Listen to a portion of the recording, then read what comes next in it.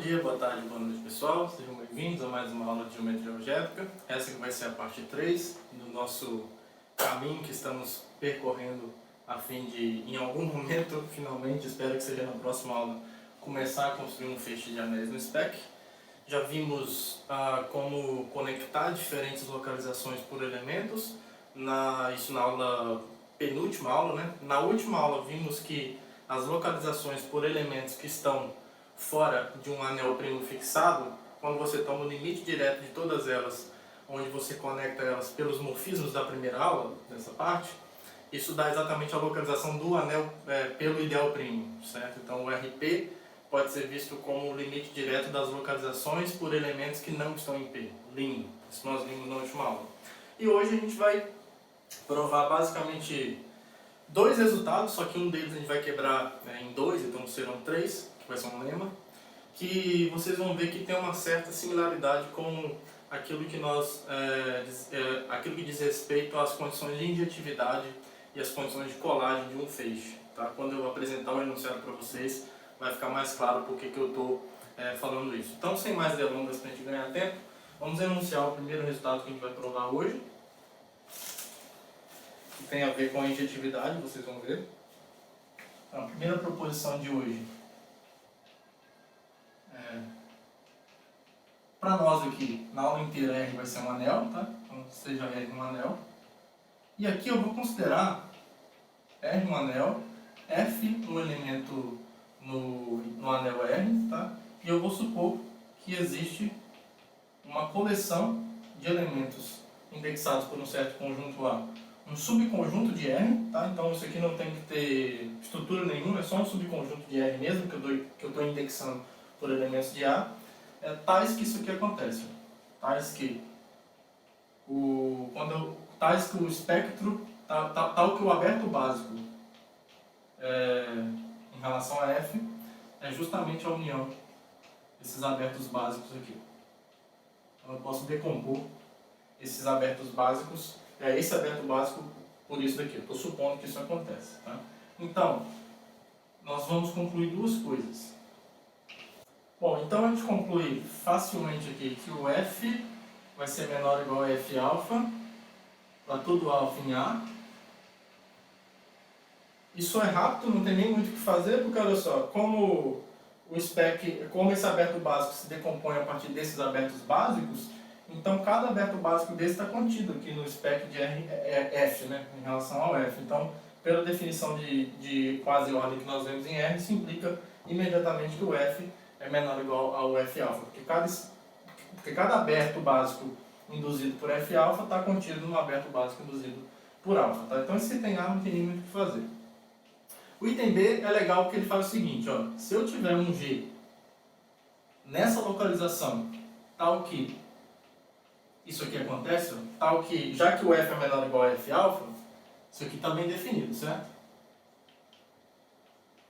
E aí eu posso aplicar em G. Isso cai lá no R de F, isso cai no R F alfa. Se isso aqui for zero desse anel, que é a localização, para todo alfa em A gente consegue mostrar então que o elemento original é o zero na localização de F, tá? Isso já soa parecido com aquela condição de injetividade de um feixe, tá bom?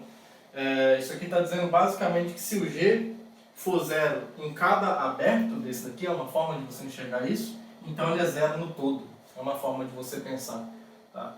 Então, nesse sentido, a estética desse resultado lembra bastante a condição de injetividade de um feixe, e quando nós definimos um feixe sobre o espectro de um anel R, nós veremos que para provar que esse feixe específico que no futuro nós vamos definir é um feixe, ele satisfaz a condição de injetividade, a gente vai usar esse resultado, tá bom? Mas aí eu vou deixar o suspense no ar, não vou estragar a surpresa lá na frente. Então vamos provar esse resultado. Demonstração. Como eu disse, o item A para vocês já é imediato, tá? Eu até comentei a demonstração para vocês. Beleza? Então vamos para o item B. No item B a gente vai usar aquele último exercício que eu provei na última aula com vocês, tá? O item B, o meu objetivo é mostrar que o G é igual ao zero do RF, né? Então eu vou escrever, como ele está no RF, como ele está na localização por F, podemos escrever, né? Podemos escrever o G como sendo um B sobre F elevado a N, aonde o B pertence a R e o N ele é um inteiro não negativo, certo? Ótimo. E aí eu vou considerar aquele ideal anulador, tá? O anulador do elemento B. E a gente vai provar por absurdo esse resultado. A gente vai supor que o G é diferente do zero, do RF, tá? E aí com isso a gente vai concluir que, bom, alguma contradição que em algum momento vai aparecer. Então vamos lá. Supõe por absurdo. Então aqui está a hipótese de absurdo. Deixa eu começar aqui, né? Só indicar que a gente está começando um absurdo, uma hipótese de contradição.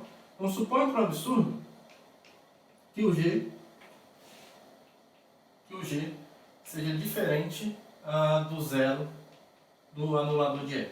Tá? Então, pelo exercício que nós provamos na última aula, segue que esse F aqui, ó, pelo exercício, eu vou colocar assim, exercício anterior, mas é um exercício que nós provamos na última aula. Foi a última coisa que a gente fez na última aula. Pelo exercício anterior, segue que o F, esse F, não pertence ao radical do anulador de B. Tá? Lembre que o anulador de B é formado pelos elementos do anel R que multiplicados por B dá zero. Tá? Então F não pertence a esse radical. Só que a gente já sabe que o radical de um anel é a interseção de todos os ideais primos que percorrem o fechado de Zariski do ideal associado aqui, que é o ideal anulador de B. Certo? Então, F não pertence a essa interseção, no fim das contas, tá? E aí, se F não pertence a essa interseção, isso quer dizer que tem algum ideal primo aqui, em V do anulador de B, que não contém F, tá? Então, isso aqui nos diz que existe, sei lá, um ideal, chama de P mesmo, existe um P aqui, no V, no fechado de Zariski associado a esse ideal, tal que o F não pertence a P. Não pertence a P, certo? Agora, se o F não pertence a P, logo o P está nesse aberto aqui, ó. Certo? Então, ele está no aberto básico associado ao elemento F. E se ele está nesse aberto, esse aberto é decomposto assim, pela hipótese que nós temos. Então, existe algum F alfa aqui, vou chamar de F beta, existe um beta em A tal que o F está no espectro, está no aberto de um espectro associado, ou básico associado ao F beta, tá? Então, isso aqui implica que existe um beta em A, tal que o P pertence ao spec de R, o aberto básico associado a esse F beta, né? Isso aqui implica, obviamente, que o F beta não pertence a P. Não pertence a P, certo? Ótimo. Agora, por outro lado, o que a gente vai ter? Vamos ver as nossas hipóteses aqui. A gente sabe que o φF, a gente precisa usar isso aqui em algum momento, né? A gente precisa usar esse resultado em algum momento. Então, olha só, a gente sabe que o φF F alfa do G é zero para todo alfa em A, em particular para esse F beta, né?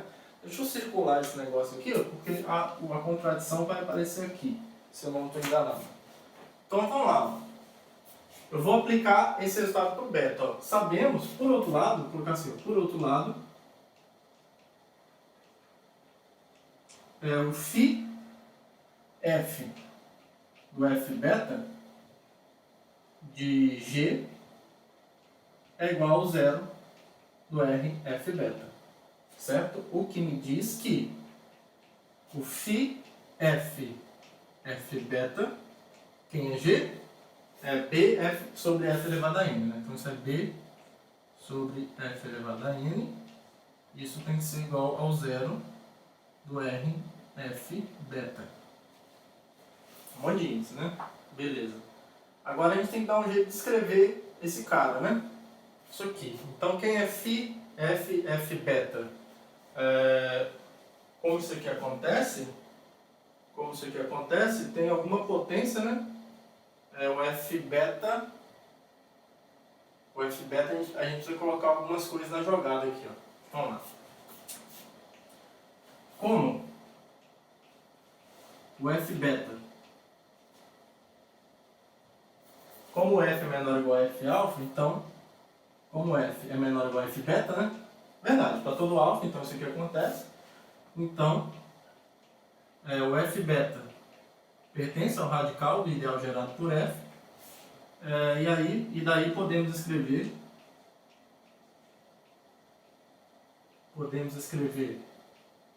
o F beta.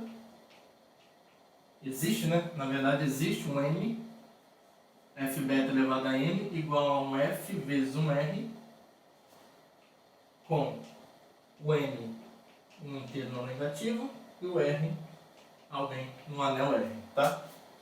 Eu vou ter que apagar aqui, não vai ter jeito. Vamos apagar esse quadro aqui pra gente continuar, né? Lembra que a gente quer chegar numa contradição, tá? Se a gente chegar numa contradição, acabou. Porque eu estou supondo que o G é diferente do zero aqui. Se a gente concluir uma contradição com isso, acaba o problema. Então vamos olhar para essa igualdade aqui, ó. Vamos olhar para essa igualdade aqui.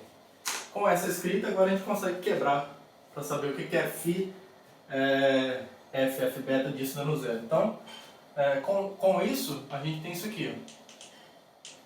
Quem é essa função aplicada em B sobre F elevado a N? Então vai ser o B multiplicado por o R elevado à potência N, certo? Sobre o F beta elevado a esse N aqui com esse N aqui, certo? Essa é a definição da função φ F e F beta, tá? E isso daqui é o zero do F beta, da localização por F beta, né? Que é o zero sobre 1, aqui em R F beta, tá? Então, por definição da igualdade aqui na localização, tem que existir, sei lá, um L inteiro não negativo, tal que o que vai acontecer? Ó? F elevado a L multiplicado por B R elevado a N vezes 1, né? Menos 0, né? Menos 0 vezes F beta NN. Isso tem que ser 0. O que está me dizendo, então, que o F elevado a L, isso, R elevado a N, isso aqui, vezes B, é 0. Certo? Isso é 0. Beleza. Agora, olha só o que acontece. Então, isso aqui está me dizendo que o F elevado a L vezes R elevado a N pertence ao anulador, certo? Então, isso aqui está me dizendo que o F elevado a L vezes o R elevado a N pertence ao anulador de B, tá? Que está contido em P, certo? Ótimo. Agora, se isso está contido em P, então, como P é um ideal primo, né? Ou F elevado a L ou R elevado a N estão em P, certo? Então, ou F elevado a N pertence a P, ou o R elevado a N pertence a P. Certo? Beleza. E o que isso nos dá? Bom, o que acontece se o F elevado a L pertencer ao P? Não pode, né? Não pode. Observe que eu já posso tomar esse L aqui natural, ou positivo, tá? Porque, bom, se for 0 aqui, isso daqui já vai ser 0. Então, se eu multiplicar o F qualquer coisa, isso aqui vai acabar dando 0 também. Então, eu já posso pedir que aqui seja um número natural. Porque como uma pessoa decente, para mim os naturais começam do 1, tá? Então eu já posso escolher o L aqui positivo, tá? Isso não tem problema. Porque se fosse 0, aqui seria, sem isso, dando 0, eu posso multiplicar qualquer potência de f que eu quiser, vai continuar dando 0, tá? Então, olha só, isso aqui não pode acontecer. Por que isso aqui não pode acontecer? Porque o f não pertence a P. E como o P é um ideal primo, nenhuma potência dele, positiva, né, também está em P. Né? E mesmo o 0 aqui também não estaria em P. Tá? Se não quiser pegar aqui, ó, f elevado a 0 não pode estar em P, porque aí o 1 estaria em P, P é um ideal primo, seria um primo que é o anel todo, não pode. Tá? Então, a gente já pode escrever assim, ó, como f não pertence a P, então o f elevado a L não pertence a P. E aí não vou ter alternativa. Logo, o R elevado a N vai ter que pertencer a P, porque ou isso acontece, mas isso não acontece. Isso aqui tem que acontecer. Só que se o R elevado a N pertence a P, é porque o R pertence a P. Certo? E se o R pertence a P, já que o P é primo, né? Então se uma potência está aqui, implica que o próprio elemento está. Só que se o R pertence a P, olha para essa igualdade aqui. Se o R pertencer a P, o F beta elevado a M também vai pertencer a P. Porque o produto de alguém pelo ideal por qualquer outro pertence a P. Certo? Já que o R está em P. Só que aí o F beta elevado a M vai pertencer ao P. Só que então alguma potência do F beta está em P. Só que o P é primo, então o F beta vai estar em P se isso aconteceu. Então se isso acontecer, ó, o F beta pertence... Aqui está ruim, né? Isso aqui implica, não sei se vai dar para ver, F beta pertence a P. E isso é um absurdo. Tá? O que é absurdo? É absurdo porque, olha só, aqui o F beta não pertence a P, a gente conseguiu um P, então o F beta não pertence a P. E aqui a gente acabou concluindo, deixa eu escrever isso aqui melhor, está muito ruim. Está muito feio. Vou tentar escrever menor, mas de um jeito que caiba. Ó. Então, RL elevado a N pertence a P, o que implica que o R pertence a P, o que implica que o F beta pertence a P. Isso é absurdo. Então a gente concluiu por que é absurdo, porque a gente concluiu isso e também concluímos isso daqui.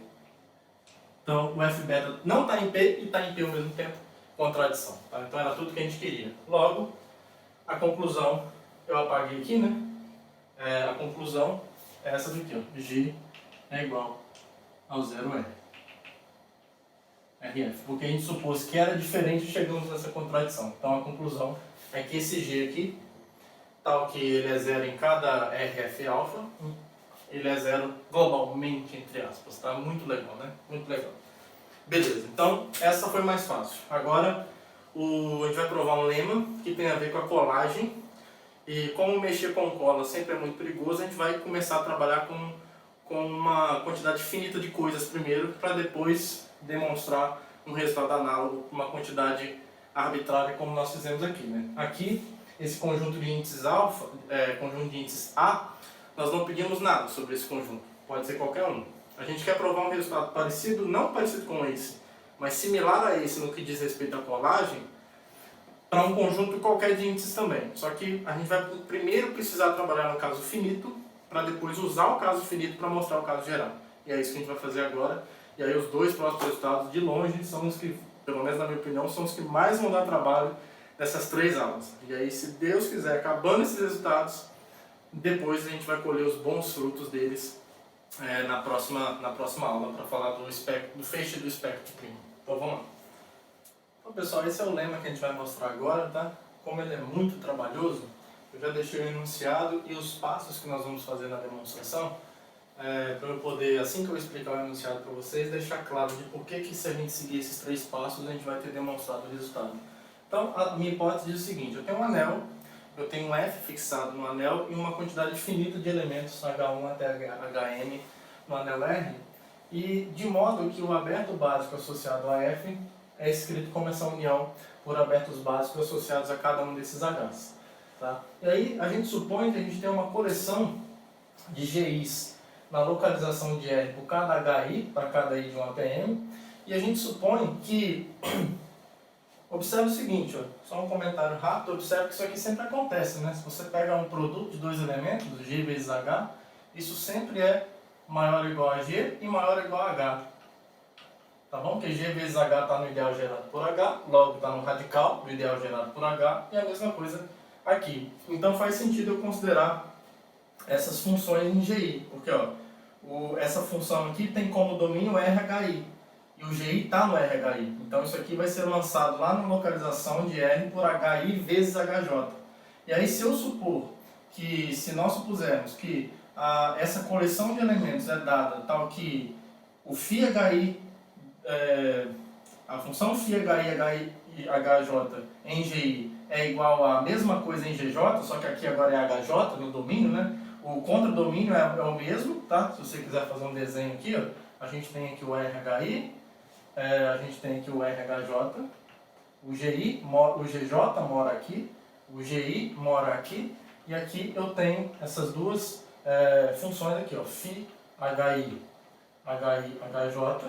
e aqui o φHJ, HI, HJ, e aqui eu tenho o RHI vezes HJ, tá?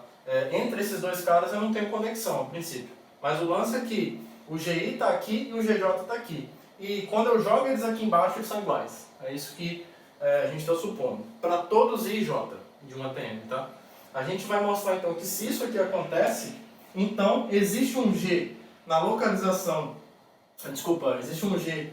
um G na localização de R por esse elemento F, tal que toda vez que eu restringo, se você pensar em restrição, é assim que vai funcionar lá nos feixes, né? Se aqui for o φF HI, cada G aqui é levado nesse GI, tá? Então é isso que esse resultado vai mostrar, tá bom? Que se essa coleção é compatível aqui nas restrições, por isso que lá no futuro as restrições do feixe no espectro primo vão ser coisas que se parecem com essas funções aqui. A ideia é, se nas restrições essa coleção é igual, então eu consigo estender eles ao mesmo cara em RF, de modo que aqui, quando eu restringo o G ao RHI, me dá o GI original. Lembra que a estética, a filosofia desse resultado é muito parecida com a condição de colagem para um feixe, tá? Aqui a gente está fazendo só para uma quantidade finita de elementos, mas o próximo resultado, por isso que isso aqui é um lema, porque ele é um lema para a próxima posição que diz respeito a provar esse resultado no caso geral, quando eu tenho aqui agora uma união arbitrária. Mas a gente vai ver que é muito importante resolver isso para o caso finito primeiro. E aí, como a demonstração é bem técnica, os passos que a gente vai seguir é isso daqui, ó. A primeira coisa que a gente vai mostrar é que existe um número natural e uma quantidade finita de elementos em R, de modo que cada GI pode ser escrito dessa forma, tá? A gente vai mostrar isso. É com o mesmo denominador aqui em comum, tá? Em segundo lugar, a gente vai mostrar que existe um R natural e um Z em R, tal que isso aqui acontece, tá? Tal que o HJM vezes Z é o BJ' F elevado a R, tá? Isso vai ser importante também, tá bom? Por isso que aqui é importante tomar esses BI' dessa forma, tá? Então a gente vai mostrar isso e isso, e aí a gente vai usar esse Z e esse R para tomar o G dessa forma, Z sobre F elevado a R, tá? Satisfazendo isso, a gente vai mostrar que o G tomado dessa forma é o G que a gente está procurando, tá? E ele vai ter a propriedade de que, quando eu pegar esse mapa aqui e aplicar em G, me devolve os GIs ou os GJs originais, tá bom? Então é esse algoritmo, esse passo que a gente vai seguir, esses três passos que a gente vai seguir para demonstrar. Eu vou deixar eles anotados aqui, e aí eu vou apagar o enunciado, tá bom? Então, está bem compreendido que se a gente provar essas três coisas, o resultado está provado, né? Aqui, ó. Se a gente provar o item 3, é justamente o item 3 que a gente quer provar. É achar um G em RF tal que isso aqui acontece. Aqui eu estou mostrando mais ou menos como que a demonstração vai ser construída. E aí, como o quadro é pequeno, eu vou deixar só essa parte aqui sem apagar, e vou apagar o enunciado e vou tentar. E a gente vai demonstrar, então, passo por passo aqui, até chegarmos ao final, tá? Vamos lá, então. Bom, eu só esqueci de um detalhe, eu já apaguei o quadro, né? esses B1', BM' que a gente consegue, tem que satisfazer uma coisa boa também deles, é que eles vão satisfazer essa igualdade aqui, tá? Essa igualdade aqui é primordial que a gente quer, tá? Eu só esqueci de escrever aqui. Então vamos lá. Então vamos provar o item 1, esse item 1 aqui. A gente quer encontrar M natural e B1', BM' em R, tá? Que isso aqui acontece e isso aqui acontece também para tudo em J, tá? Então o passo 1 é o seguinte. A gente tem uma coleção GI, ó, então, que está para cada I de 1 até N, M, como o GI pertence ao RHI, então, o que acontece? A gente pode escrever o GI como um certo CI sobre HI elevado a um NI, como CI em R, e, vamos pensar aqui, e o NI inteiro não negativo, tá? Meu primeiro objetivo é colocar todo mundo com a mesma potência no denominador, tá bom? Um jeito de fazer isso, basta tomar, se eu tomar isso aqui, ó, se eu tomar a soma de todos esses caras, esse N1 até o NM, e chamar, isso aqui é só colocar todo mundo no mesmo denominador, vou chamar BI de CI vezes o HI elevado a esse somatório aqui, ó, de J de 1 até M, com J diferente de I. Nossa, tá horrível isso daqui, né?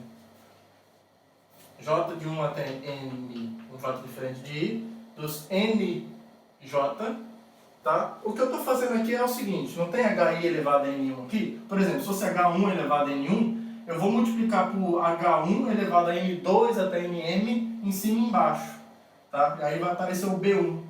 A vantagem disso é que todo mundo aqui eu vou conseguir escrever o GI com os mesmos caras, vai mudar o CI, mas aqui todo mundo vai ter a mesma potência, tá? Essa é a ideia. Então se eu tomar esse cara aqui dessa forma, que está em R, temos, por propriedade de localização, fração mesmo, que cada GI é BI sobre HI elevado a N, tá bom?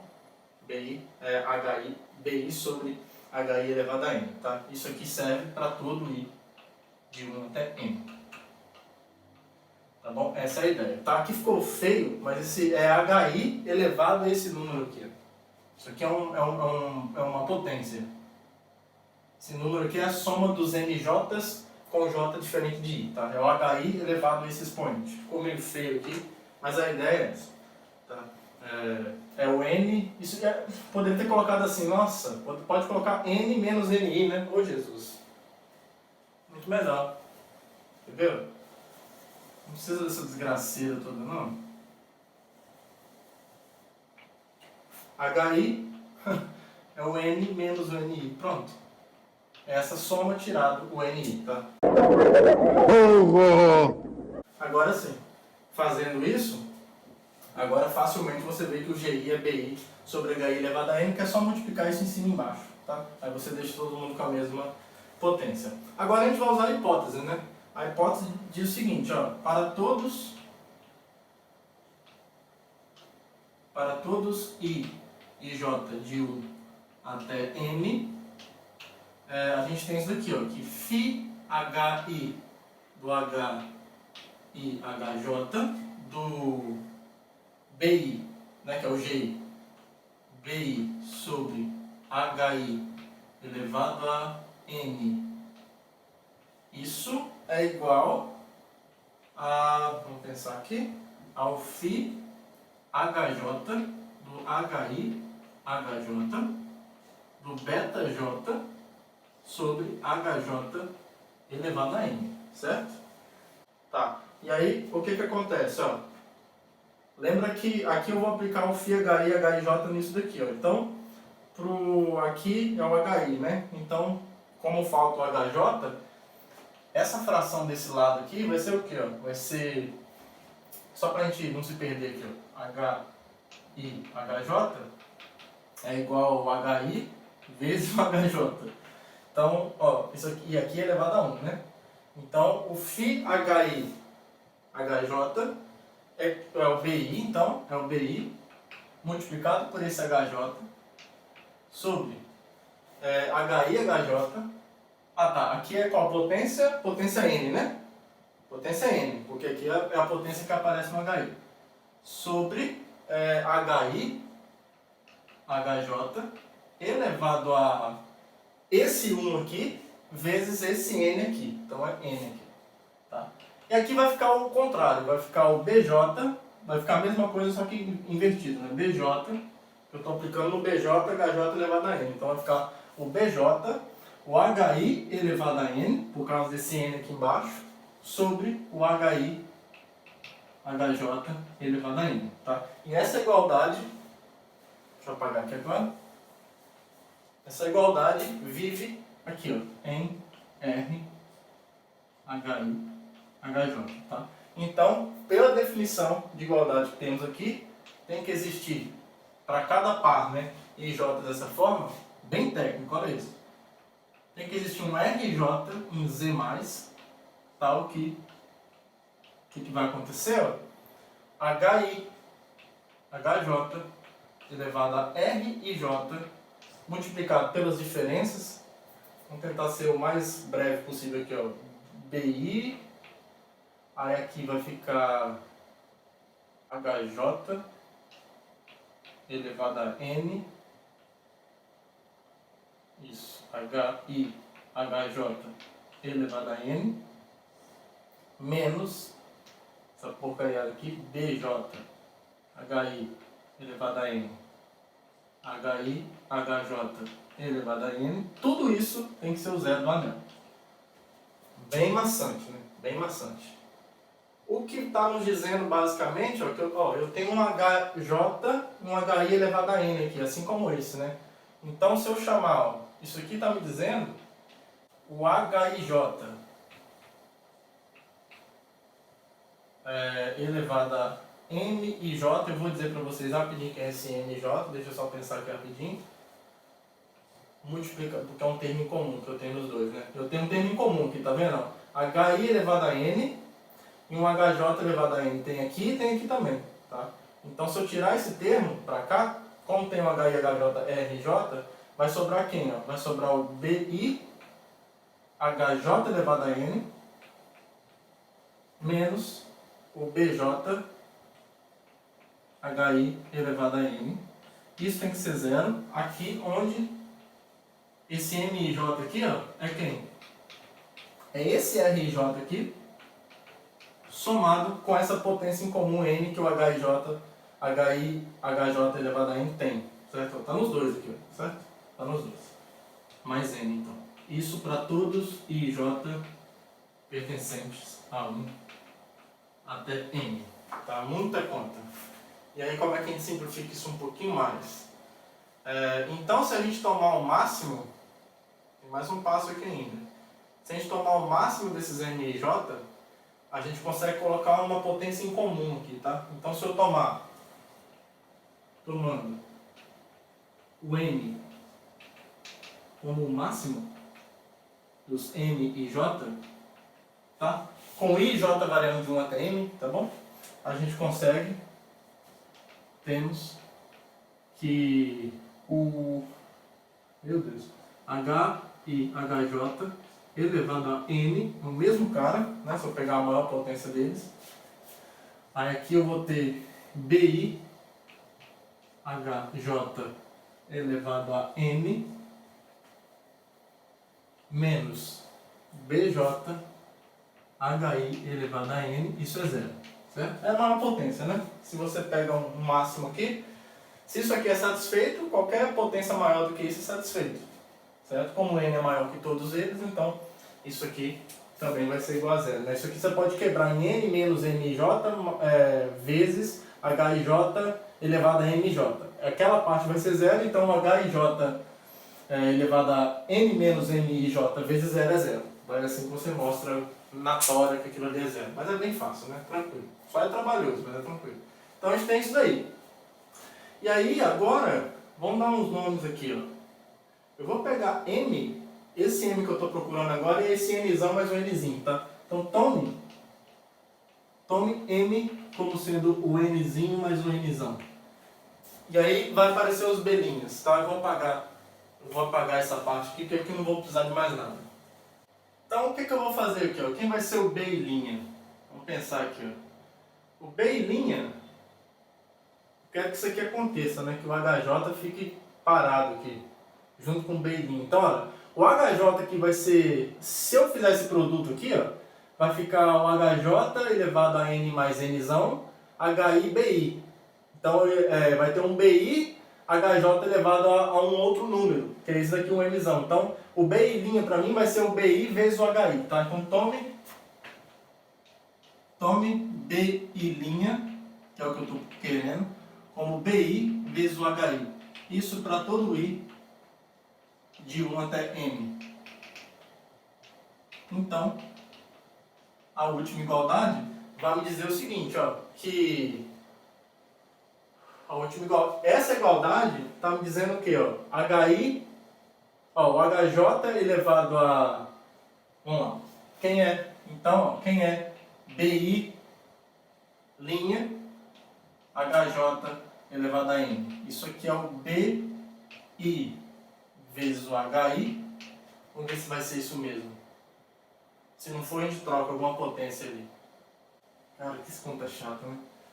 Aqui eu vou ter o HJ, é HI elevado a N que eu vou precisar aqui, tá? Eu acho que é HI elevado a N, pronto. Aqui é HI elevado a N, então aqui é HI elevado a N, agora sim. HJ elevado a M,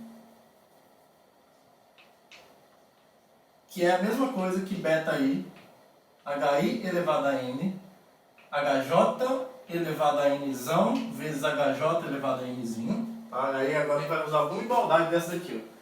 Isso daqui, ó, é o... Ó, BI tá ali, HI elevado a Nzão tá aqui, tá ali, o HI elevado a Nzão tá ali também, e o HJ elevado ao Nzinho. Isso, por essa igualdade, tem que ser igual a outra parte, a isso vezes isso. Então é o HI elevado a Nzão, HJ elevado a Nzão. Agora eu vou usar os outros termos aqui, ó. Beta J, HI elevado a Nzinho. Beta J, HI elevado ao Nzinho. Só que aqui, ó, esses dois caras aqui, ó, isso daqui é justamente, por definição, o beta'J. E esses dois caras aqui é justamente o HI elevado a N. O que é HI elevado a Nzão mais Nzinho, tá? Então isso aqui, no fundo vai resultar em beta'J HI elevado ao N maiúsculo, tá? Então essa é a igualdade que a gente obteve, essa primeira, tá? E aqui a gente mostra que vai ser satisfeito também. Além disso, para todo I, olha só o que acontece, ó. O GI, cadê o GI? Já sumiu, né? Bom, o GI a gente tinha conseguido assim, ó, como um BI sobre HI elevado a N. Lembra que a gente conseguiu um N em comum, certo? Aí apareceu um BI. Se eu multiplicar em cima e embaixo, como essa coisa vive na localização por HI, me é permitido fazer isso aqui, ó, multiplicar em cima e embaixo por esse cara aqui, ó. HI, aqui é o HI. HI, que tem um N já, e eu estou multiplicando por HI elevado a N. Aqui em cima, quem que apareceu? O BI'. E aqui embaixo apareceu o HI elevado a Nzão mais Nzinho, que é o Nzão. Então é o HI elevado ao Nzão. E está aqui provado. Tá? Então, passo 1. Ok. Passo 1. Ok. Tá? E uma coisa que nós temos também é isso daqui, ó, que eu vou deixar anotado por enquanto, a gente vai precisar, é que o espectro de R, esse aberto aqui, é justamente essa união aqui, ó. Os espectros, por hipótese eu sei disso aqui, ó, do HI, certo? Essa é a minha hipótese, mas eu posso colocar a potência M aqui também, porque o aberto básico associado a um elemento sempre é a mesma coisa que o aberto básico associado a qualquer potência dele, porque olha só, um ideal primo que está no espectro associado a uma potência de um elemento, quer dizer que a potência desse elemento não pertence ao ideal primo. E aí se a potência dele não pertence ao ideal primo, o original também não pertence. E aí se o original não pertence, esse ideal primo está no aberto básico do original e não só da potência. Tá? tá? Tá na potência também, mas também do original, tá? Então é um exercício fácil que vocês podem fazer. Vou deixar aqui, ó, um exercício fácil para vocês mostrarem, independente das circunstâncias. R um anel qualquer, o espectro de R, F, sempre é igual ao espectro de R, F elevado a N, para todo N aqui natural. Natural, tá bom? Isso sempre vale. E no livro eu deixei isso como exercício, tá? Então façam esse exercício aqui, tá? E aí, como a gente tem que o espectro em relação a F é sem a potência, então a gente pode colocar como potência, isso vai ser útil agora. Então, passo 1, ok, certo? Com mais essa propriedade que nós ganhamos. Então vamos para o passo 2 agora. Beleza, vamos continuar a saga aqui, ó. Então, passo 1 resolvido, agora a gente quer resolver o passo 2. Para o passo 2 vai ser interessante nós olharmos para esse ideal aqui, ó. Seja J o ideal desse anel, localização de R por F, gerado por esse conjunto aqui, ó, H1 elevado a M sobre 1 até HM elevado a Mzão sobre 1. Tá? Essas frações eu estou olhando elas dentro de RF, e aí estou usando essas potências aqui que a gente encontrou para gerar um ideal, olhar para a imagem deles pelo morfismo de localização, né? E isso gera um ideal lá na localização de R por F. Nós queremos mostrar, a gente quer mostrar isso daqui, ó, é um passo intermediário antes de provar o item 2. Queremos mostrar que esse ideal é o anel todo, ou seja, queremos mostrar que a unidade desse anel RF está em J. Tá? Isso é o que nós queremos mostrar. Isso vai ser útil para a gente provar o item 2. Tá? E a gente vai provar isso por absurdo. Então nós vamos suponho por absurdo que não seja. Suponho por absurdo que o 1, né, a unidade, não pertença ao J. Bom, como a unidade não pertence ao J, isso quer dizer que J é um ideal próprio da localização de R por F. Sendo um ideal próprio, ele está contido em algum ideal maximal, certo? Então, existe um ideal maximal, que eu vou chamar aqui de Q, de RF, né, da localização, tal que o J está contido em Q. Tá? Agora, sendo que um ideal maximal do RF, se a gente chamar, denote, né, vamos denotar aqui o morfismo de localização, denote por iota a localização de R por F.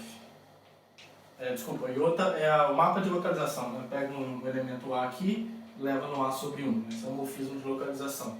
Então, se Q é um ideal primo,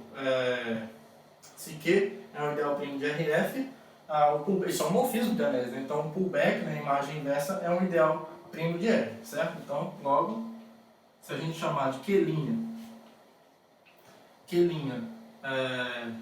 poderia colocar aqui em cima mesmo, né? O quadro não é tão grande para eu ficar me dando o luxo de não economizar. Então, se eu puxar esse ideal aqui de RF para o R, isso aqui é um ideal primo, né? Isso aqui pertence ao spec de R, né? Isso aqui é um ideal primo do R, com certeza. Tá? E aí, é útil para mim, por um instante, mostrar que o F não pertence a esse cara. No futuro vocês vão ver por que eu quero isso. Então, olha só, o que acontece, é um pequeno absurdo aqui, ó, que eu vou abrir. Uma pequena demonstração para o absurdo. Eu quero mostrar que o F, esse F não pertence ao Q'. Tá?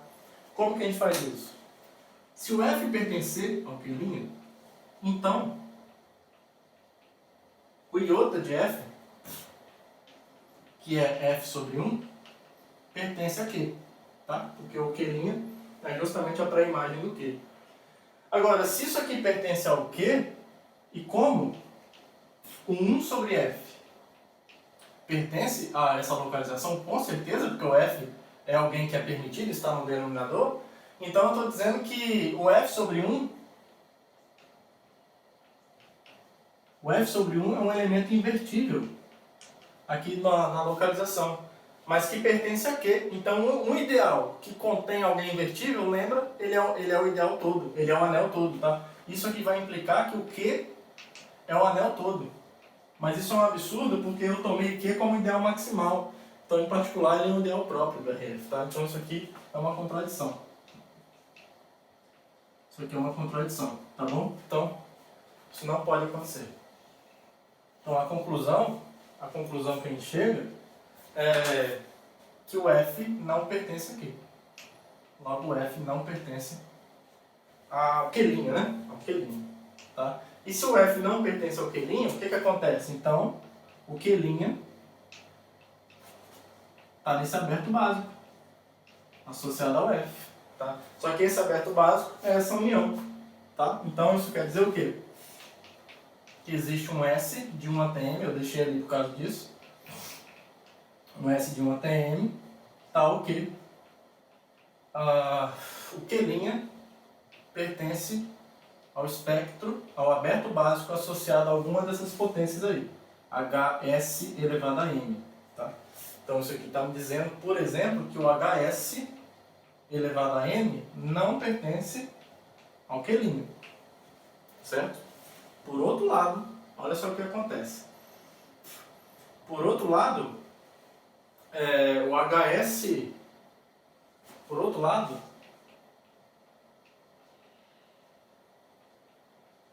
quem é o iota de Hs elevado a m? Por definição, são esses caras aqui, né? Um deles, né? O Hsm sobre 1. Observe que isso daí, ó, pertence a J, certo? Claro que isso pertence a J. Ele é um dos geradores desse ideal. Só que eu tomei um ideal Q, um ideal maximal Q, contendo J. Então isso quer dizer que isso aqui está contido em Q. Certo?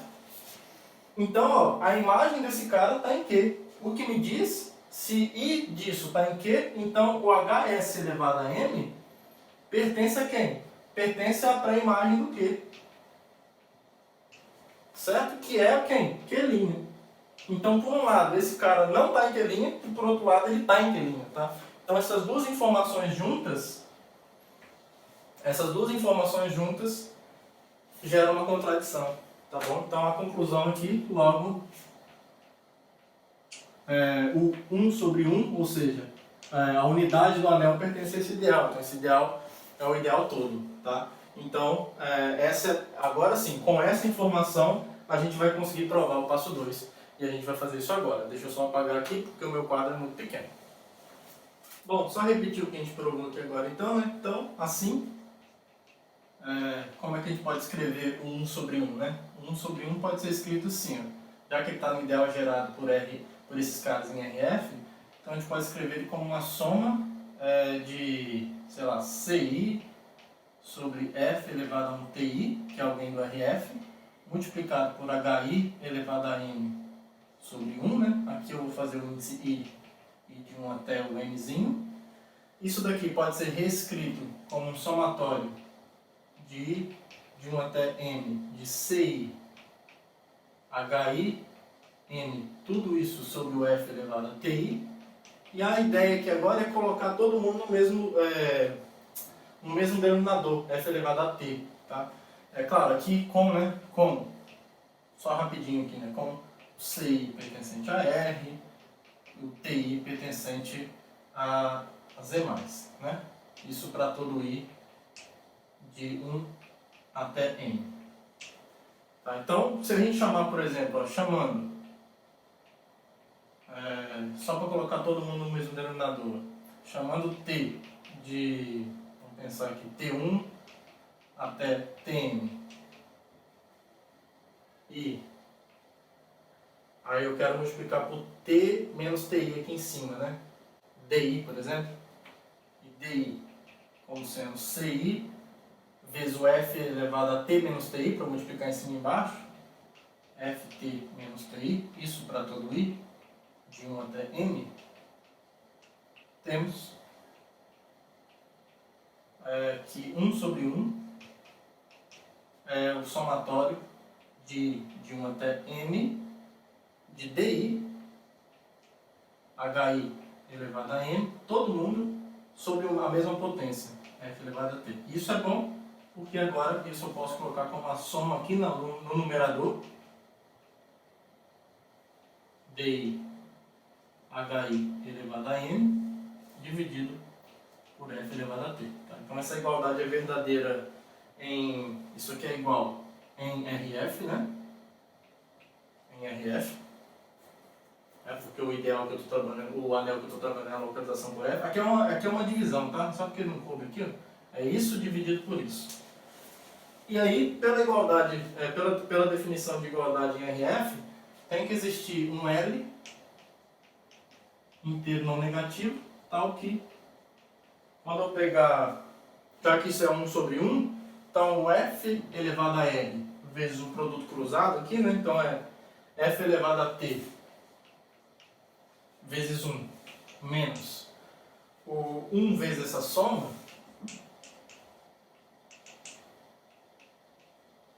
1 vezes essa soma, DI HI elevado a M, isso aqui tem que ser zero. Isso aí tem que ser zero. Tá? Bom, e aqui, só para ficar bonitinho, olha só o que a gente pode fazer. Eu quero uma potência de F, a princípio, como gerado por os caras de HI, para a gente fazer algumas continhas aqui. Tá? Então, se eu tomar o R, esse é o R, tá? Esse R que a gente quer aqui no passo 1, no passo 2. Tomando o R como T mais L, segue que F elevado a R é essa soma aqui, ó. Soma aqui vai de I de 1 até M. F elevado a L DI HI elevado a M.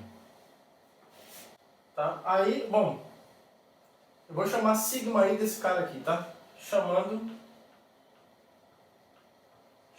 de sigma I. É só para ajudar a gente a fazer as contas. De F elevado a L DI para todo I de 1 até M. Temos, então, que F elevado a R é essa soma aqui, ó. Nossa, que coisa. É essa soma aqui, ó. I de 1 até M, sigma I, HI elevado a M, tá? E aí, o Z vai ser esse aqui, ó. Eu vou tomar Z assim, ó. Vou tomar Z assim, ó. Z vai ser a soma de I de 1 até M, de sigma I, BI'. Tá? Esse vai ser o Z que eu estou querendo encontrar aqui no passo 2. Tá bom? Esse é o Z. E aí, não vai caber, eu vou apagar essa parte aqui, ó, e vou mostrar que isso aqui é satisfeito. Tá bom? Mostrando isso aqui, acabou o passo 2. Deixa eu só apagar aqui rapidinho então. Então vamos provar que essa igualdade aqui é satisfeita. Com esse Z definido dessa forma. Então, para todo J de 1 até N, para todo J de 1 até N, seja está pequenininho, observe que vou começar do HJMZ, a soma, vamos ver quem é Z, HJ elevado a N vezes esse somatório aqui, ó, sigma I, beta linha, B linha I de 1 até M. Aí quem é o sigma I? Vamos recapitulando aqui, né? Isso aqui então vai ser vamos colocar tudo no somatório aqui logo. I de 1 até M. O sigma I é F elevado a L DI, certo? Aí aqui eu vou ter esse é o sigma I. Aí eu tenho o B linha I aqui. E eu tenho o HJ elevado a M aqui. Certo? E aí, se a gente organizar direitinho dessa forma, a gente usa essa igualdade, que é fundamental. Que eu disse para vocês que seria fundamental. O B e HJ elevado a M é a mesma coisa, então esses somatórios fica assim, ó. Somatório de I de 1 até M. Aqui eu vou repetir por enquanto. F elevado a L DI. O BI''HJM é a mesma coisa que o BJ', HI elevado a M, certo? Aí, o HI elevado a M, bom, esse BJ' pode sair, porque ele não depende da variável I do somatório, né? Então vai ficar o BJ' aqui fora. E aqui dentro vai ficar quem, ó? Isso aqui vai ser o somatório de I de 1 até M, de F elevado a L DI. Eu tirei o BJ', né? HI elevado a M. Só que esse somatório aqui, ó, é justamente o F elevado a L. Então aqui, ó, esse somatório é esse, que é o F elevado a L. Então isso aqui é o BJ' F elevado a L, tá bom? Então provamos o passo 2. Ufa! Provamos o passo 2. Tá? Agora finalmente a gente vai mostrar que tomando o G dessa forma, o Z sobre F elevado a L com R e o Z obtidos no item anterior, eles vão satisfazer o que a proposição, o que esse lema, na verdade, diz que ele satisfaz. Tá? Então, vou apagar aqui para a gente finalizar o lema provando o passo 3. Então, para finalizar o lema, a gente vai tomar o G dessa forma, como está no item 3, e a gente vai mostrar isso aqui vale para todo J de uma TM finalmente. Tá? Então, pegando um J qualquer,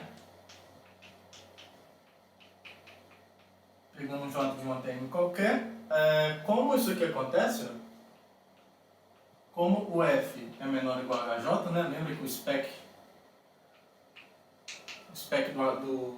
do aberto básico em relação a HJ está contido no spec do F? Então, existem, isso aqui vai ser útil para a gente fazer umas continhas aqui, né, em cima do FIF HJ, né? Então existem um delta, um inteiro não negativo e um delta maiúsculo aqui em R, tais que o HJ elevado a delta, né? O HJ tem que estar no ideal, no radical do ideal gerado por F, né? Então, para alguma potência do HJ, isso aqui é um F vezes o delta, tá? Ele está no ideal gerado por F, alguma potência do HJ, tá? Só para a gente poder calcular direitinho quem é esse cara aqui, tá bom? Então, pela definição, logo, o φ F HJ de G, que nós tomamos como Z sobre F elevado a R, pela definição dessa função, isso aqui tem que ser Z vezes esse delta elevado a essa potência sobre a potência HJ elevado a SR aqui e esse delta aqui, certo? Então, isso é a imagem do G, tá? Eu gostaria que isso, né, nós queremos mostrar que isso é igual a isso daqui, ó. Quem é o GJ? A B' J sobre HJ elevado a M, tá? Então, já que essa igualdade ocorre aqui no HJ, alguma potência do HJ tem que satisfazer, alguma potência do HJ tem que ser tal que multiplicada pelos produtos cruzados, a diferença, né, isso tem que dar zero. Só que a gente vai conseguir mostrar que eu posso pegar a potência 1, na verdade. Olha só o que acontece, ó. Se eu pegar, observe o seguinte, ó. O 1 está no sistema multiplicativo, certo? Da localização por HJ, é o HJ elevado a zero. Observe então que o 1, que é o HJ elevado a zero, vezes, eu vou fazer as diferenças aqui e vou mostrar para vocês que vai dar zero.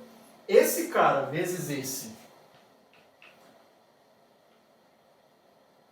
HJ elevado a M. Esse cara menos esse aqui vezes esse, HJ R delta BJ'. Olha só o que isso vai dar. 1 vezes isso é isso mesmo, né? Agora vamos trabalhar aqui, ó. Vamos ver o que a gente consegue fazer aqui. O delta partiu disso, né? Então talvez seja legal trabalhar aqui. Então vamos repetir aqui. Vamos repetir aqui para ver o que acontece, ó. Isso aqui vai ser Z vezes delta elevado a R, HJ elevado a M, menos. Isso aqui, ó, é H delta elevado a R, certo? Isso aqui é H delta elevado a R. O H delta é F vezes deltão. Então isso é F elevado a R vezes o delta elevado a R. Isso vezes BJ'. Tá? Agora a gente vai usar alguma coisa aqui. O HJMZ, quem que ele é? Aqui, agora eu vou usar o passo 2, ó. HJ elevado a n vezes Z, quem é? É o BJ' F elevado a R. Então, aqui, ó, o Z vezes HJ elevado a N pelo passo 2 é o BJ' vezes o F elevado a R, e aqui continua o delta elevado a R, menos F elevado a R, delta elevado a R, BJ'. Olha só o que aconteceu. BJ' está aqui, F elevado a R está aqui, deltão elevado a R está aqui também. Então isso é zero. Tá? Aqui nem precisava desses parênteses, né? Não precisa mais desses parênteses, que eu não estou multiplicando mais nada. Então, isso aí deu zero. Tá? Então, como isso aí deu zero, essa fração no RHJ é igual a essa no RHJ. Tá? Então, logo, a conclusão, portanto, essa fração aqui, ó, Z vezes delta elevado a R sobre HJ R delta é igual a BJ' sobre HJ elevado a N em RHJ. Agora, isso aqui implica o quê? Quem é isso em RHJ? Φ F HJ de G. E quem é isso daqui? É o GJ. E finalmente concluímos o lema. Esse, de longe, foi o mais trabalhoso de todos nessas três partes que a gente está fazendo. Agora a gente vai aplicar esse lema para provar que esse resultado pode ser estendido para uma quantidade qualquer de H's, não só uma quantidade finita. Mas para provar o caso geral, a gente precisou provar esse lema primeiro, que de longe foi o resultado que deu mais trabalho dessas três aulas, pelo menos na minha opinião. Tá bom, pessoal? Então vamos lá provar agora o caso geral, e aí a gente vai fechar então essas três aulas de, digamos, limpar a sujeira, né? A gente está limpando todas as sujeiras para depois aproveitar os frutos disso. Ainda não chegamos lá, mas estamos quase lá. Bom, pessoal, então para finalizar a aula de hoje, essas três partes, vamos então para a generalização do lema anterior, em que agora a gente trabalha com uma coleção de elementos quaisquer na anel R, de modo que o aberto básico induzido por um elemento F se escreve a partir de uma união de abertos básicos induzidos por essa coleção de elementos. E a hipótese que a gente faz é que para cada alfa em A eu tomo um G-alfa na localização de R por esse elemento F-alfa, e eu suponho que os morfismos que conectam F-alfa a F-alfa e F-beta, para quaisquer alfa e beta, eles são compatíveis no produto dos caras. Digamos que é a mesma coisa que a gente disse no lema anterior, só que agora no caso geral, né? No caso em que a gente tem uma quantidade qualquer de elementos nesse subconjunto. Por exemplo, o que nós temos aqui na verdade é uma classe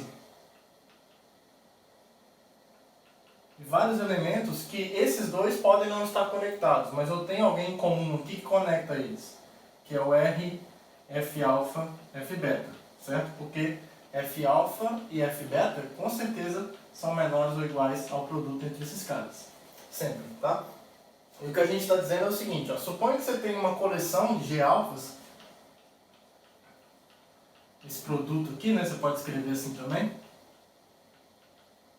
Suponha que você tem uma coleção, uma sequência, né? Na verdade agora é uma sequência, não é mais uma coleção. Suponha que você tem uma sequência nesse produto de todas essas localizações, de modo que esse G-alfa aqui, ó, quando ele é enviado para cá, e o G-beta, quando ele é enviado para cá, eles são iguais. Suponha que o G-alfa e o G-beta, a princípio, não tem relação. Mas quando eu uso o Φ F-alfa, F-alfa, F-beta, e o Φ F-beta, F-alfa, F-beta, quando eu uso esses morfismos, aqui eles são iguais, aqui eles são compatíveis. Então o que nós vamos provar é que existe um G específico.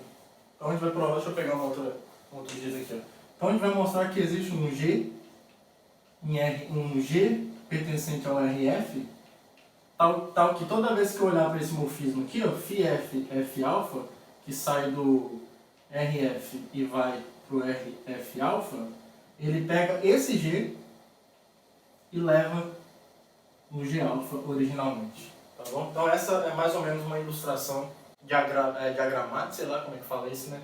Diagramática, não sei se existe essa palavra. Boa pergunta.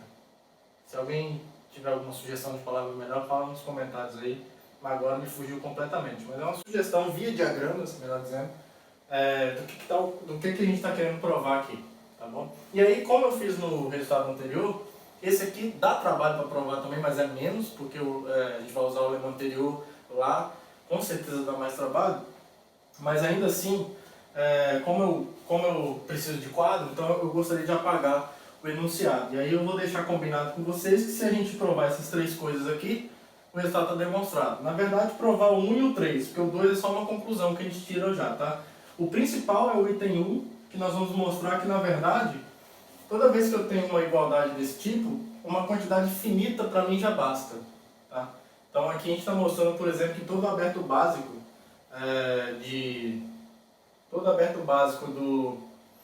do espectro de R é quase compacto, certo? Porque eu peguei uma cobertura aberta qualquer, por abertos básicos, não tem problema. E a gente, no fim das contas, consegue uma quantidade finita que cobre esse cara. Então, em particular, a gente está mostrando que qualquer aberto básico do espectro é quase compacto, tá? O item 2. O item 2, e aí pelo lema anterior, como agora eu tenho uma igualdade com uma união finita de alfa-is, de f alfa-is, o lema me garante a existência desse G. Pelo menos em relação aos G alfa-i com I de 1 até N obtidos no item anterior. Tá? O lema foi provar esse resultado para o caso em que a gente tinha uma quantidade finita nessa união, certo? Porque essas coisas aqui vão continuar valendo para os alfa-is, né? Sem problema nenhum. Certo? E aí a gente vai ver que esse cara que eu obtive do lema anterior, que por enquanto só vale para essa quantidade finita, na verdade ele vale para todo mundo. Tá? Então isso é fantástico. Isso que a gente conseguiu só para uma parte finita vai ser o candidato e vai ser eleito, ele vai satisfazer o que eu quero que ele satisfaça, que é isso aqui. Ó. Tá? Nós vamos concluir isso. Né? Se concluir que nós vamos fazer as contas direitinho. Tá bom? Então, estamos entendidos. Né? Se nós provarmos o item 1, o item 2 não tem o que provar, a gente só vai concluir mesmo. E provarmos o item 3, estamos combinados que o resultado está demonstrado. Certo? Combinado isso, então eu vou apagar esse enunciado e esse diagrama que eu coloquei aqui para a gente começar a trabalhar na demonstração então, tá bom? Então, demonstração. Vou começar no item 1 então.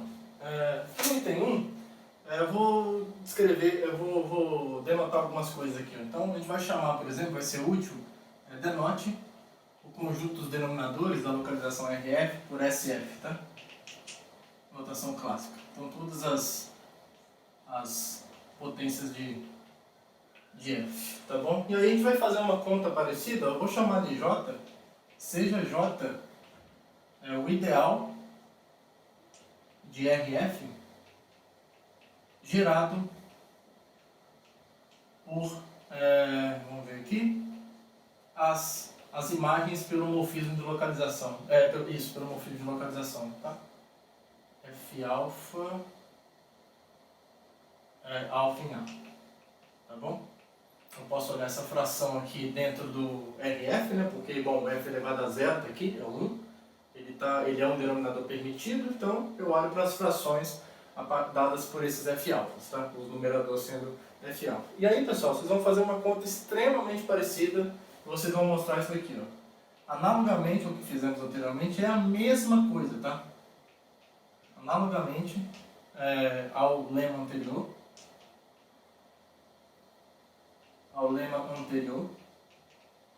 concluímos,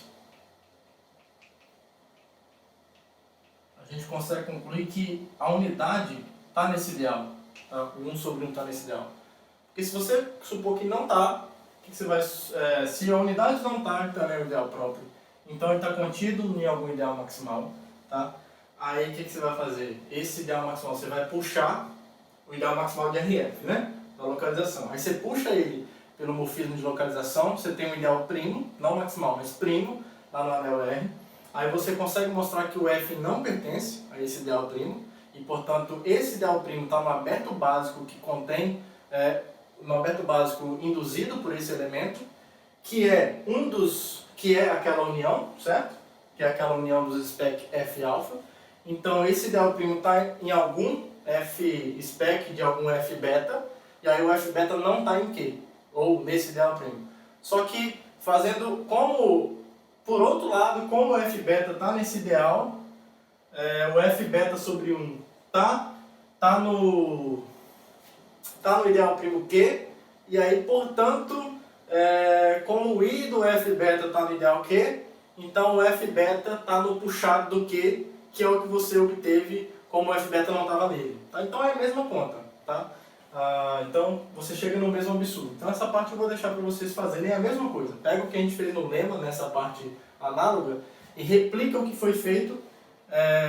Lá a gente trabalhou com algum F alfa S ou algum HS, né? Acho que foi isso.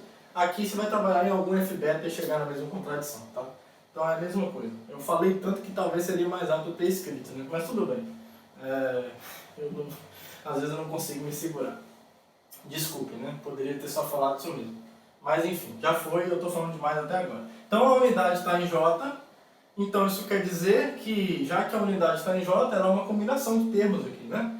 Então a gente pode escrever, por exemplo, logo, podemos escrever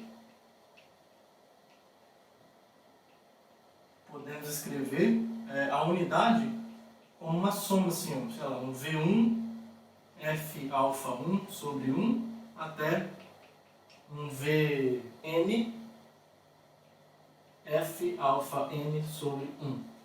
Tá? Onde os V's, V1 até Vn, estão na localização de R por F, né? Beleza? E aí agora a gente quer provar que essa igualdade ocorre. Esse é o nosso objetivo agora. Tá? Primeira coisa, uma das inclusões é trivial. Por que é trivial? Vamos enunciar aqui. Então, a gente quer provar isso aqui. Ó. Spec de RF é igual ao spec, união, né? União de I de 1 até N dos spec de R, o aberto básico F alfa I. Tá? Ó, essa inclusão aqui, ó, tranquila. É claro. Ela é imediata por quê? Porque, por hipótese, o spec de RF é igual à união de todos os F-alfas, né? Spec R, F-alfa.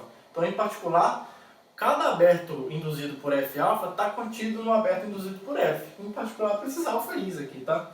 Então, talvez aqui eu poderia ter escrito, né? Onde V1 até Vn pertence ao RF, é melhor escrever, né? E o alfa 1 até alfa n são índices do conjunto de índices A. Tá? É isso. Então, como eles são índices aqui em A, vale a inclusão spec de R F alfa no spec de R F. Então, em particular, para esses índices alfa I com I de 1 até N. Então, essa inclusão é imediata. Agora, vamos provar essa inclusão aqui. Vamos provar essa inclusão. Então, vou pegar um ideal qualquer. No espectro de RF, certo? Meu objetivo é mostrar que ele está em algum desses abertos básicos aqui. Então, assim, o que acontece? O F não pertence a P, certo? Agora, como P é um ideal prima, isso implica necessariamente que F elevado a R não pertence a P para todo R, não negativo, tá? Porque P é um ideal primo. Isso está nos dizendo, então, ó, que o ideal primo, em interseção com esse conjunto de denominadores dessa localização, é vazio. Tá? E aí agora a gente vai usar um resultado clássico de localização, que é que se eu tenho, só rapidinho aqui, ó, se aqui é o morfismo de localização, se eu tenho um ideal primo aqui de P, cuja interseção com esse cara aqui é vazio, isso vale para qualquer localização, tá? Poderia ser uma localização arbitrária, só que aqui eu estou localizando por SF, né? Pelas potências de F. Se isso aqui acontece, então a imagem desse cara, que a gente denota assim, ó, é um ideal primo da localização de R por F, tá bom? Então esse é o resultado clássico de localização. Então isso aqui implica que esse cara aqui, ó, que é a imagem por aquele morfismo, isso aqui é um ideal primo. Isso é um ideal primo de RF. Se isso é um ideal primo, em particular ele é um ideal próprio. Tá? Em particular,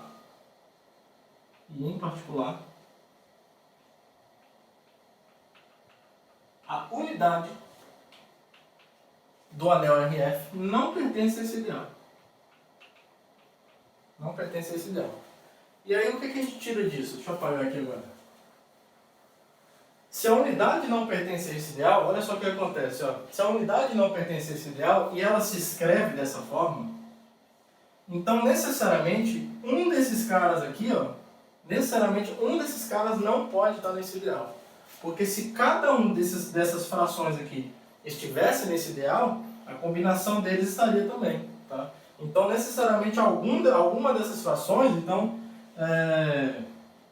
por essa igualdade aqui, deixa eu chamar de estrela. Então, por estrela,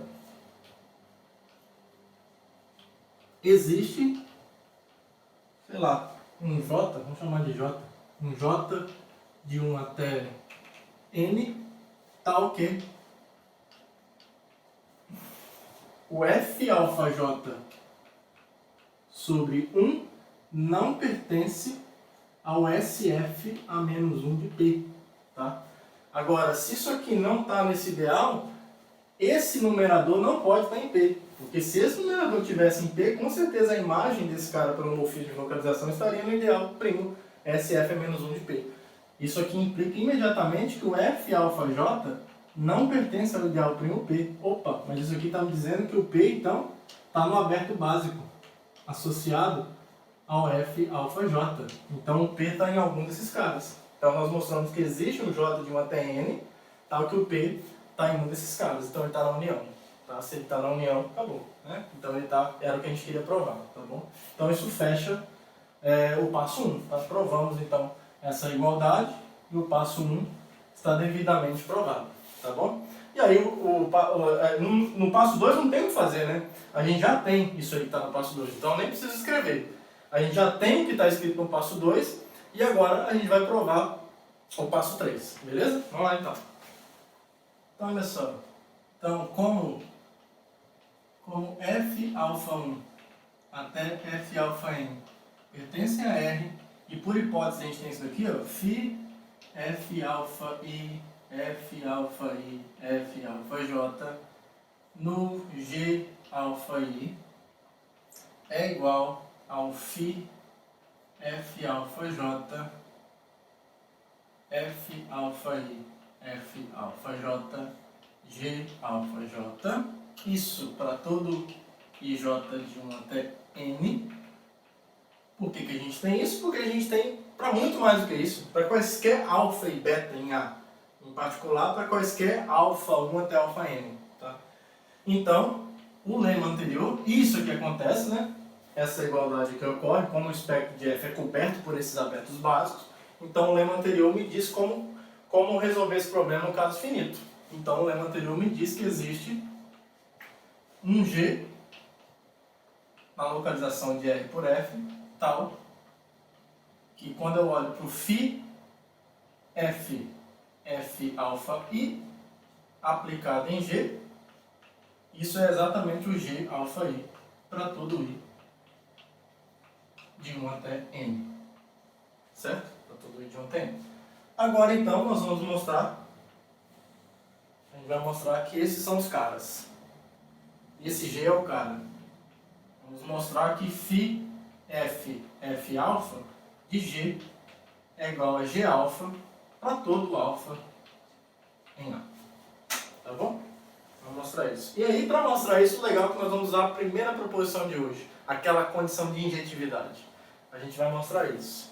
Tá? Já temos que o F é menor ou igual a F de A. Como é que a gente vai mostrar isso? Ó, pega um alfa qualquer em A. Eu vou chamar, ó, chame de G' alfa. Esse cara aqui, ó, Φ F alfa de G, que está no R F alfa. Tá? O meu objetivo então é mostrar que o G' alfa é igual a G de alfa. G de alfa não é função, né? Pode ser, mas meu objetivo é mostrar que o G' alfa é igual ao G alfa, certo? Porque eu defini o G' alfa como isso e quero mostrar que isso é igual ao G alfa. E aí, nós vamos mostrar que o G' alfa menos G alfa é zero.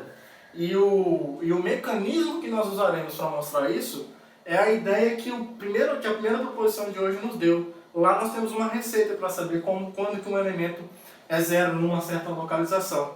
Se eu tiver uma cobertura do espectro no aberto induzido por F-alfa em termos de outros abertos, e se nas restrições esses caras são iguais a zero, então eu vou ter a igualdade desejada. Tá? Então, para isso, a primeira coisa que a gente observa é o seguinte, olha,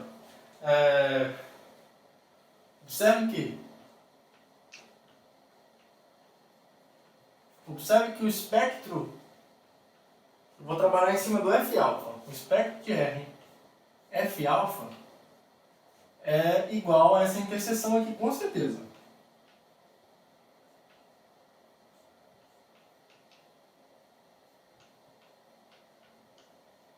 Certo? Mesma coisa. Por quê? Porque o espectro de F-alfa está contido no espectro de R por F. Certo? Então, como ele está contido, se eu intersecto ele com algum superconjunto dele, dá ele. Tá? Só que esse cara tem essa inclusão aqui, ó. Desculpa, tem essa igualdade do passo 1 que vai ser fundamental. Então isso aqui é o espectro de R, F-alfa, interseção com essa união aqui, ó. União de I de 1 até N, espectro de R, F-alfa I. Aqui teoria de conjuntos basiquinha, né? Se você intersecta com a união, é a mesma coisa de unir com as interseções. Então isso aqui é a mesma coisa que a união de 1 até N, na interseção do espectro de R, F-alfa, vou unir isso tudo, interseção com o espectro R, F-alfa I. E aí um resultado legal que nós provamos também é que a interseção de abertos básicos é um aberto básico e ele é induzido justamente pelo produto dos elementos, né? A gente já provou que essa interseção vai ser isso daqui, ó. Aqui fora está a união, então é a união disso aqui, ó, do spec, nem precisa mais disso, spec de R, aí que eu multiplico os caras, F-alfa I. Certo? Então eu já tenho essa cobertura para esse cara, tá? Para o spec de R F-alfa, tá bom? Então agora a gente vai mostrar o que? Vamos mostrar que dá para usar essa cobertura. A gente vai mostrar o seguinte, ó. Vamos mostrar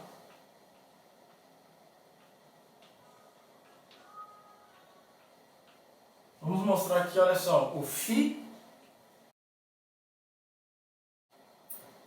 Esse aqui que é isso, o φ F-alfa. F-alfa I de quem? Do G-alfa. Esse cara, a gente vai mostrar que é igual a esse cara aqui, ó. É igual a φ F-alfa do F-alfa I do G'-alfa. Se a gente mostrar isso daqui para todo I de 1 até M, como isso aqui é uma cobertura aberta desse aberto básico, então pela proposição anterior, não pelo lema anterior, mas pela primeira proposição da aula de hoje, como isso aqui é uma cobertura desse aberto básico, e eu estou dizendo com muitas aspas que a restrição de cada um deles é igual em cada um desses abertos, é só uma ideia intuitiva, mas se você não quiser usar a ideia intuitiva, usa o que está escrito no enunciado mesmo. Se em cada aberto básico desse, quando eu faço isso daqui, em cada G-alfa e G'-alfa, eles são iguais, então eles são iguais, os originais são iguais, certo? Se quando eu jogo lá embaixo, eles são iguais para todos os caras aqui de 1 até M, nem precisava ser finito naquele caso, né? Mas a gente provou assim mesmo. Então os caras originais são iguais, tá? É meio que o conceito da injetividade de feixe, tá? Se você restringe em cada aberto e dá igual, então os originais são iguais, tá bom? É mais ou menos a mesma filosofia. Se a gente mostrar isso aqui, estaremos, a gente vai concluir que o G-alfa é igual a G'-alfa, que é o que a gente quer provar. Tá bom? Então vamos provar que isso acontece. Eu vou apagar isso aqui agora porque não precisa mais disso, certo? Se a gente provar isso aqui, acabou, tá bom? Então não precisa mais deixar esse passo a passo aqui mais não. Beleza, então a gente tem que lembrar de usar isso aqui, ó, que é o que a gente tem, tá? E é exatamente o que a gente tem por enquanto. Então, o que a gente vai fazer? Então, vamos provar isso. Observe que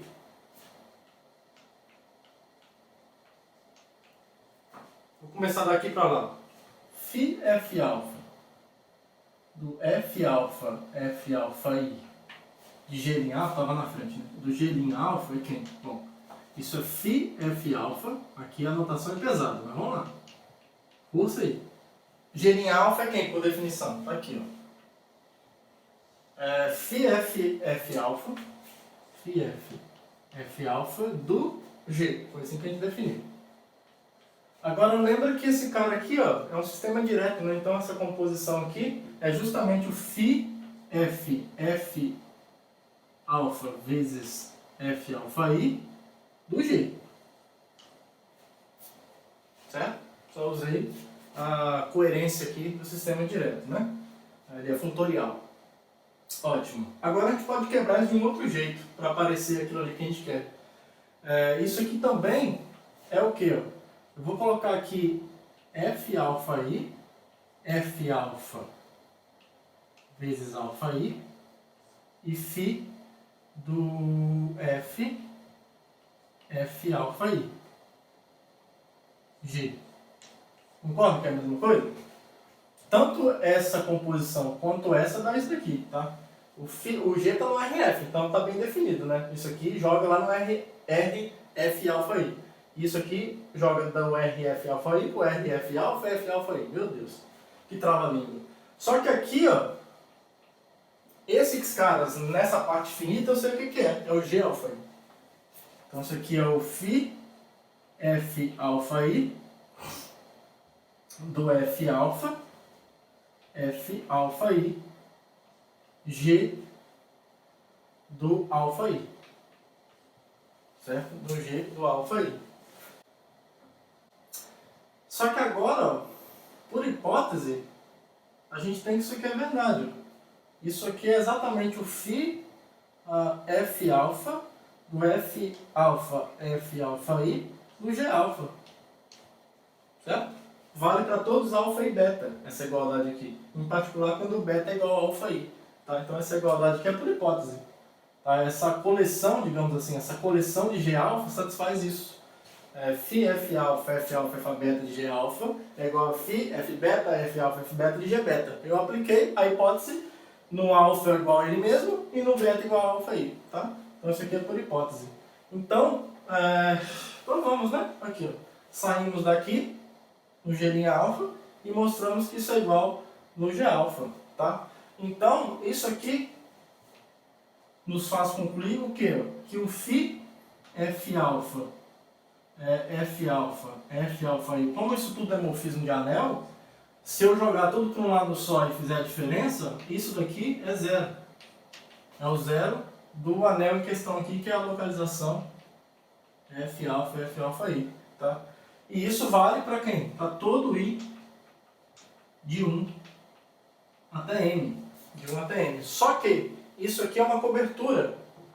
Esses caras, os abertos básicos dado por F alfa I é uma cobertura do aberto básico de F alfa.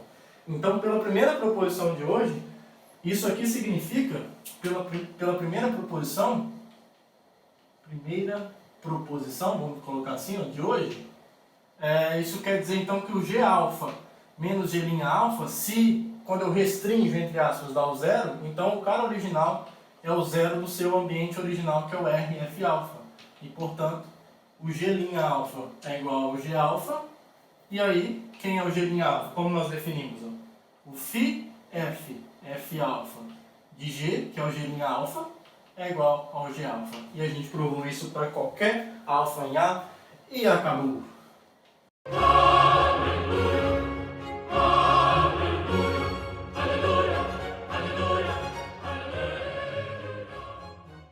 Finalmente acabamos, provamos então que de certa forma esses morfismos que conectam diferentes localizações entre elementos diferentes do anel, de certa forma se comportam como morfismos como as restrições de feixes, certo?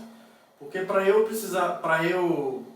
para eu definir um feixe, eu vou precisar de trabalhar com alguma noção de restrição. E essa restrição tem que fazer a condição de injetividade e a condição de colagem. E nós vimos que esses morfismos, sob certas condições, se comportam de maneira parecida. Então não vai ser uma coincidência e nem vai ser surpresa mais quando na próxima aula, por exemplo, a gente estiver construindo o feixe de anéis no espectro e nós percebemos que os morfismos e restrições entre as seções desse feixe vão se comportar de maneira muito parecida com essa que nós vimos hoje, que é a partir desses morfismos que conectam diferentes localizações, tá, pessoal? Então, essas 3 aulas foram bastante trabalhosas, mas eu também me diverti bastante, apesar de cansar mais, tá bom? Mas finalizamos a demonstração desse resultado, e aí na próxima aula a gente já vai começar então definindo um candidato a feixe no espectro, e a gente vai demonstrar aqui um feixe, ver algumas propriedades. Nós vamos ver que nós vamos conseguir reconhecer quem é o stalk do feixe de anéis num ideal primo, não vou falar quem é para não estragar a surpresa. A gente vai conseguir descrever as seções de abertos básicos via localização também, que eu não vou falar para não estragar a surpresa, enfim. Mas a gente vai ver isso tudo muito bonitinho na próxima aula. Então, um abraço para todo mundo, descansem, respirem fundo e até a próxima aula. Tchau, tchau. Now the world don't move to the beat of just one drum. What might be right for you